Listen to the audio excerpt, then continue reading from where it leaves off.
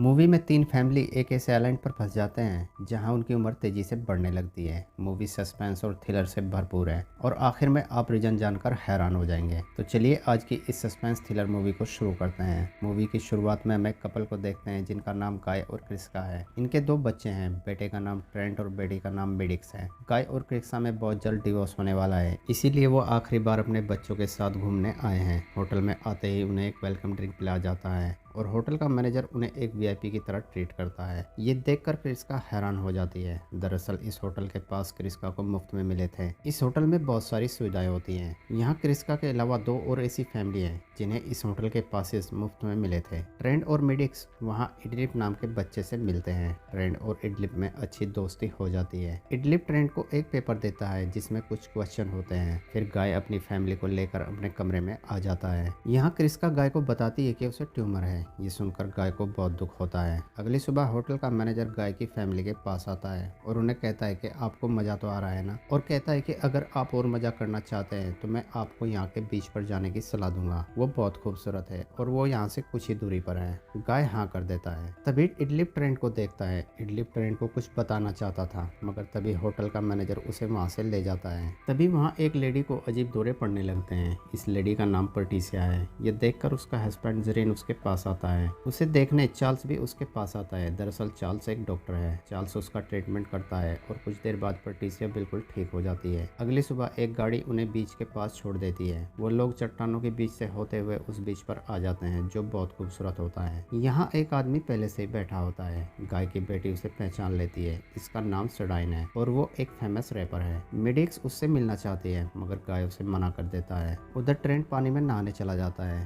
तभी पानी में तैरते हुए एक डेड बॉडी उसके पास आती है जिसे देखकर ट्रेंड घबरा जाता है। गाय और चार्ल्स उस बॉडी को पानी से बाहर निकालते हैं। सडाइन उनके पास आता है। उन्हें बताता है कि ये मेरी गर्लफ्रेंड है, मैं बहुत देर से इसे ढूंढ रहा था। वो सब सडाइन पर ही शक करने लगते हैं। उन्हें लगता है कि सडाइन ने इस लड़की को मारा है। दरअसल सडाइन के नाक से ब्लड निकल रहा था। वो सोचते हैं कि लड़की ने अपने बचाव के लिए इस पर हमला किया होगा। तभी वहाँ पर चार्ल्स की पत्नी आकर बताती है कि उसकी माँ की तबीयत अचानक खराब हो गई है। इतनी देर में वहाँ पर पटिशिया और जरीन भी आ जाते हैं। गाय उन्हें सारी बात बताता है। जरीन कहता है कि मैं पुलिस को कॉल करता हूँ। तो वो देखता है कि उसके फ़ोन में सिग्नल नहीं है। जरीन उन्हें कहता है कि मैं यहाँ से बाहर जाकर देखता हूँ कि सिग्नल आते हैं क्या, और मैं किसी को मदद के लिए भी बुलाता हूँ। जरीन जैसे ही उन चट्टानों के बीच में जाता है तो उसके सर में बहुत जोर से दर्द होने लगता है और वो बेहोश हो जाता है। जब जरीन को होश आता है तो वो खुद को उसी बीच पर पाता है। उधर चार्ल्स की माँ की मौत हो जाती है जिसे देखकर बच्चे डर जाते हैं। जरीन और उसकी पत्नी गाय के बच्चों से बात करने लगते हैं। पटिसिया उनसे पूछती है कि तुम दोनों कितने साल के हो। जरीन कहता है कि मैं बताता हूँ, मैं बिल्कुल सही तुक्का लगाऊंगा। वो ट्रेंट को 11 साल का बताता है। ट्रेंट ये सुनकर हंसने लगता है और कहता है कि मैं सिर्फ 6 साल का हूँ और मेरी बहन 11 साल की है। जरीन कहता है क्या बात कर रहे हो, तुम्हारी बहन की उम्र कम से कम 17 साल होगी। पटिसिया जरीन से कहती है कि ये सब डरे हुए हैं। तभी वहाँ पर क्रिस्का आ जाती है और जरीन से पूछती है कि क्या आपने मेरे बच्चे कहीं देखे हैं। जरीन उसे कहता है कि ये आपके बच्चे नहीं हैं। क्रिस्का अपने बच्चों को देखकर शॉक्ड हो जाती है क्योंकि वो दोनों अचानक बड़े हो गए थे। मेडिक्स डर जाती है और अपनी माँ को कहती है कि आप हमें ऐसे क्यों देख रही हो। उन्हें देखकर सडाइन वहाँ से भागने लगता है। चार्ल्स उसका पीछा करता है क्योंकि चार्ल्स को लगता है कि ये सब सडाइन ही कर रहा है। वो दोनों जैसे ही चट्टानों के बीच में पहुंचते हैं तो वो भी बेहोश हो जाते हैं और जब उन्हें होश आता है तो वो खुद को उसी बीच पर पाते हैं। ये देखकर वो सब लोग डर जाते हैं और वहाँ से भागने का प्लान बनाते हैं और दो दो के ग्रुप में बट जाते हैं मगर अंजाम वही होता है। वो सब के सब वापस उसी बीच पर आ जाते हैं। किसी को कुछ समझ नहीं आता कि ऐसा क्यों हो रहा है। क्रिस्का गाय से कहती है कि तीनों बच्चों पर कुछ असर हुआ है,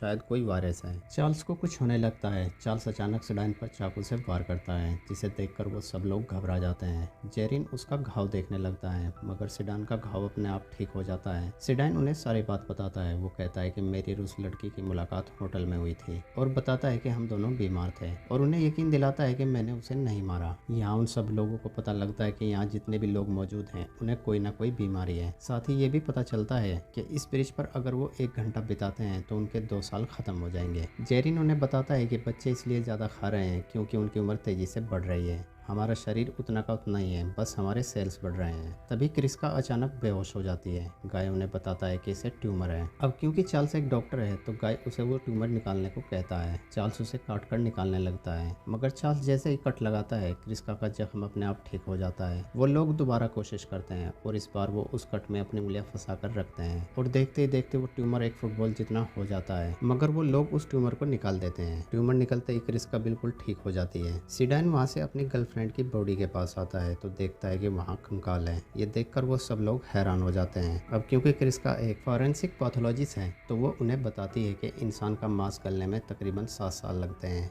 और हड्डियां गलने में तकरीबन 30 साल। गाय उसे कहता है कि तुम कहना क्या चाहती हो। क्रिस्का कहती है कि यहाँ टाइम का कोई तो चक्कर है। क्रिस्का देखती है कि अचानक उनके चेहरों पर झुर्रियां पड़ने लगी हैं। वहीं देखती है कि ट्रेंट और क्यारा वहाँ नहीं है। वो लोग उन्हें बुलाने लगते हैं। वो दोनों जब उनके पास आते हैं तो वो लोग हैरान हो जाते हैं क्योंकि क्यारा प्रेग्नेंट है। उधर चार्ल्स का दिमागी संतुलन खराब हो जाता है। क्यारा कुछ देर बाद ही एक बच्चे को जन्म देती है, मगर वो बच्चा पैदा होते ही मर जाता है। जेरिन उन्हें कहता है कि इतने तेजी से गुजरते वक्त में छोटे बच्चे जिंदा नहीं रह सकते। चार्ल्स की पत्नी क्रिस्टल चार्ल्स के सामने गिड़गिड़ाने लगती है और कहती है कि हमें यहाँ से निकालो। चार्ल्स अपनी पत्नी को देखकर कहता है कि अपनी गंदी सूरत मेरे सामने से हटाओ। ये सुनकर क्रिस्टल वहाँ से भाग जाती है। तभी चार्ल्स वहाँ से उठकर सीडान को चाकू से मार देता है क्योंकि उसकी दिमागी हालत ठीक नहीं होती। गाय चार्ल्स से वो चाकू ले लेता है। तभी जेरिन समंदर से होते हुए ब्रिज के दूसरी तरफ जाने का फैसला करता है और उन्हें कहता है कि मैं मदद लाता हूँ और कहता है कि मुझे अपनी पत्नी की दवाई भी लानी है, पता नहीं अब तक इसे दौरे क्यों नहीं पड़े। और जेरिन उस समंदर में चला जाता है, मगर कुछ देर बाद समंदर से उसकी लाश बाहर आती है। ये देखकर क्यारा उन चट्टानों से होते हुए ब्रिज से बाहर निकलना चाहती थी क्योंकि उन्होंने सारी कोशिश करके देख ली है। क्यारा जैसे ऊपर जाती है तो उसके सर में भी दर्द होता है और वो बेहोश हो जाती है और वहाँ से गिरकर मर जाती है। तभी जेरिन की पत्नी पेटिसिया को एक के बाद एक कई दौरे पड़ते हैं और वो भी मर जाती है। गाय और क्रिस्का की उम्र और बढ़ जाती है। गाय को कम दिखने लगता है और क्रिस्का को कम सुनाई देने लगता है। फिर रात हो जाती है। ट्रेंट और मेडिक्स अपने माता पिता के लिए आग जलाते हैं और उस आग को बरकरार रखने के लिए आसपास से सामान लेने चले जाते हैं। जहां ट्रेंट को पहाड़ी पर कुछ नजर आता है। ट्रेंट मेडिक्स को कहता है कि मुझे लगता है कि वो एक कैमरा है, वो हमें रिकॉर्ड कर रहे हैं। उधर गाय और क्रिस्का के पास चार्ल्स आ जाता है और उनके बैग से चाकू निकालकर गाय पर हमला कर देता है, मगर गाय के घाव भी अपने आप ठीक होते रहते हैं। क्रिस्का अपने पति को बचाने लगती है, मगर चार्ल्स नहीं रुकता।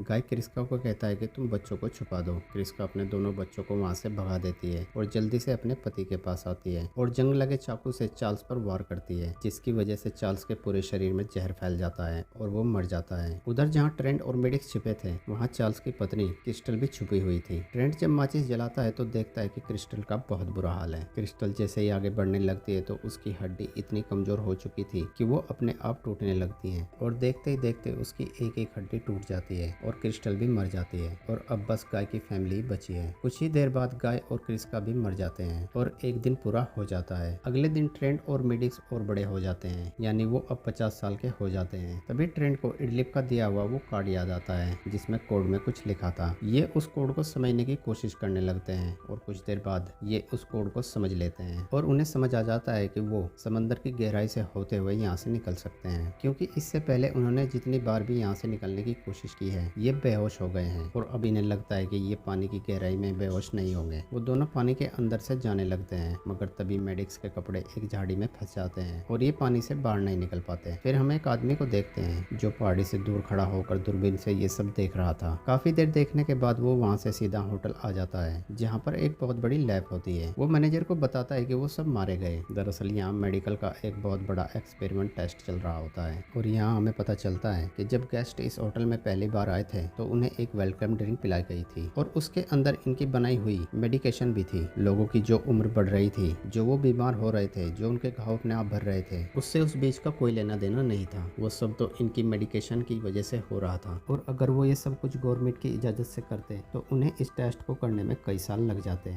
लेकिन यहाँ पर जो रिसर्चर होते हैं वो यहाँ आए होटल के मेहमानों के ऊपर टेस्ट करके सालों का काम एक दिन में कर देते हैं। और यहाँ हमें ये भी पता लगता है कि वो रिसर्चर ऐसा 73 बार कर चुके हैं और अब क्योंकि उन्हें पता है कि आखिरी ग्रुप भी खत्म हो चुका है तो अब वो आने वाले नए मेहमानों पर इस एक्सपेरिमेंट को पूरा करना चाहते जाते हैं और तभी हम देखते हैं कि वहाँ कुछ और गेस्ट आते हैं। वेटर्स उनके पास वही वेलकम ड्रिंक लेकर आती है और इससे पहले कि वो ड्रिंक उन गेस्ट को देती तभी उससे कोई टकरा जाता है और वो ड्रिंक नीचे गिर जाती है। उससे टकराने वाले और कोई नहीं बल्कि ट्रेंट और उसकी बहन होती है। और यहाँ हमें दिखाया जाता है कि जब मैडिस के कपड़े झाड़ी में फंस गए थे तो ट्रेंट ने उसकी मदद की थी और वो दोनों तैरकर पानी के दूसरी तरफ निकल गए थे। तभी उनके ऊपर एक हेलीकॉप्टर गुजर रहा था जिसने उन्हें रेस्क्यू कर लिया था और इस तरह से उनकी जान बच गई थी। ट्रेंट ये सारी बातें उस पुलिस ऑफिसर को बताता है जिसे वो बचपन में मिला था। उसके बाद पुलिस अपनी छानबीन शुरू कर देती है और उन्हें पता चलता है कि यहाँ से पहले भी कई लोग गायब हो चुके हैं। पुलिस उन सबको गिरफ्तार कर लेती है। ट्रेंट अपने दोस्त इटली से मिलता है और उसे वो काट देता है और वहाँ से वो दोनों भाई बहन अपने घर चले जाते हैं और यहाँ हमारी इस सस्पेंस थ्रिलर्स मूवी का एंड हो जाता है।